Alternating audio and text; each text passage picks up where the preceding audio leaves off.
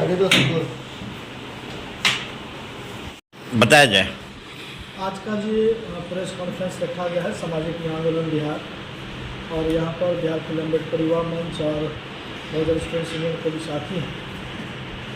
आज जो बेरोजगारी का सवाल है युवाओं का इस देश में, जिस भाजपा ने युवाओं को ठगने का काम किया और इस देश के जो बहुजन समाज हैं, पिछड़ा, अति पिछड़ा, पसमानदा, दलित, उन लोगों को भी ठगने का काम किया और संविधान को ख़त्म करने का काम किया है, जिसमें EWS जो सेक्शन करके आरक्षण दिया गया है वो संविधान के खिलाफ में है।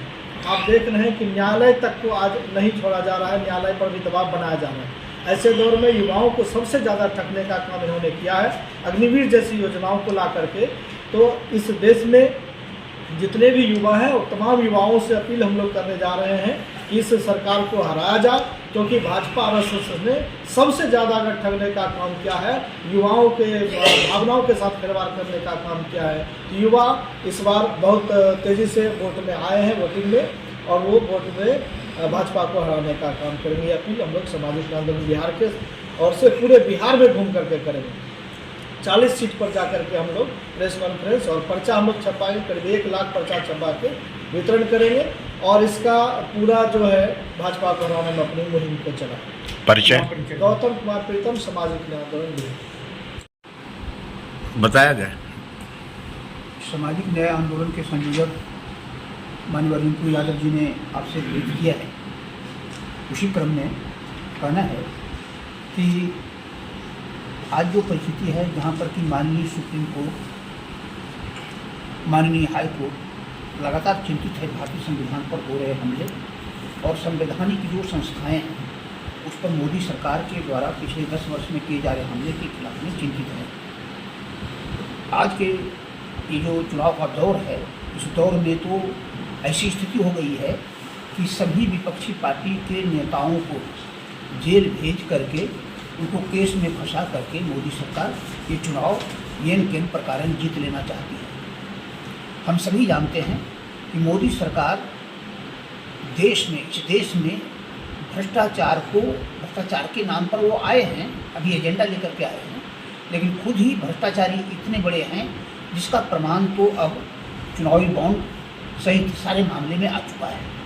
यहाँ तक कि शराब घोटाले मामले में भी बीजेपी ने पैसे लिए हैं वो शराब माफिया से, जो जेल में आज भी हैं, जो केस के अंदर हैं, और दूसरी तरफ जिनके खिलाफ में कोई प्रमाण नहीं है, ऐसे नेताओं को जेल भेजने का काम जारी रखी है। दूसरी बात यह है, संवैधानिक संस्थाओं में जैसे ED है, CBI है, जैसे IT है, इन तमाम संस्थाओं का दुरुपयोग करके विपक्षी दलों और नेताओं को डरा धमका करके इस लोकतंत्र को खत्म करना चाहते हैं और तानाशाही राज कायम करना चाहते हैं। मामले केवल इतना नहीं है, इनके कार्यकाल में जल जमीन और जंगल पर खतरा खड़ा हो गया है। हम सभी जानते हैं, आदिवासियों के जल जमीन और जंगल पर, दलितों पर हमले, महिलाओं पर बलात्कार और बलात्कारियों को जेल से रिहा करके माला पहनाने का काम, ये सारे काम मोदी सरकार के और उनके समर्थक लोग, उनके भक्त लोग कर रहे हैं। ऐसी परिस्थिति में हमारे सामने संविधान की जो प्रस्तावना है उसको अगर बचाना है, हमें संविधान की मूल भावना को अगर बचाना है तो हमें इस सरकार को पराजित करना होगा, और बिना पराजित किए हम लोकतंत्र को और संविधान को नहीं बचा सकते हैं। आज अगर अनुसूचित जाति, अनुसूचित जनजाति, पिछड़े वर्ग, महिलाएं, आप सभी के संवैधानिक अधिकारों को देखना चाहें, उन अधिकारों पर लगातार हमले हो रहे हैं। लगातार निजी क्षेत्र में चीज़ों को दे करके आरक्षण के मामले को खत्म किया जा रहा है। हम सभी जानते हैं कि निजी क्षेत्र में आरक्षण के नियम नहीं है। इसमें SC, ST, OBC और महिलाओं के लिए जो आरक्षण है, यहाँ तक कि जो हमारे अशक्त लोग हैं, विकलांग लोग हैं, उनके लिए जो आरक्षण है उसको भी खत्म किया जा रहा है। ये परिस्थितियाँ आकर के खड़ी हुई है। अभी भी मोदी के काल में पहली बार ऐसा है जब 83% युवा बेरोजगार हैं, और उसमें भी 68% युवा केवल शिक्षित बेरोजगार युवा हैं। ये हालात बड़ी है हमारे छात्र युवाओं के लिए।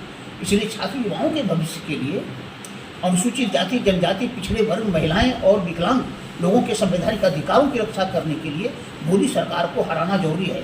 हम सभी जानते हैं कि 12 लाख करोड़ रुपये से अधिक पूंजीपतियों का इन्होंने माफ कर दिया अपने कार्यकाल में, लेकिन किसानों के लिए एमएसपी जो है, न्यूनतम जो मूल्य गारंटी है, वह देने से सरकार भाग रही, जबकि समझौता करके किसान आंदोलन को खत्म किया गया था।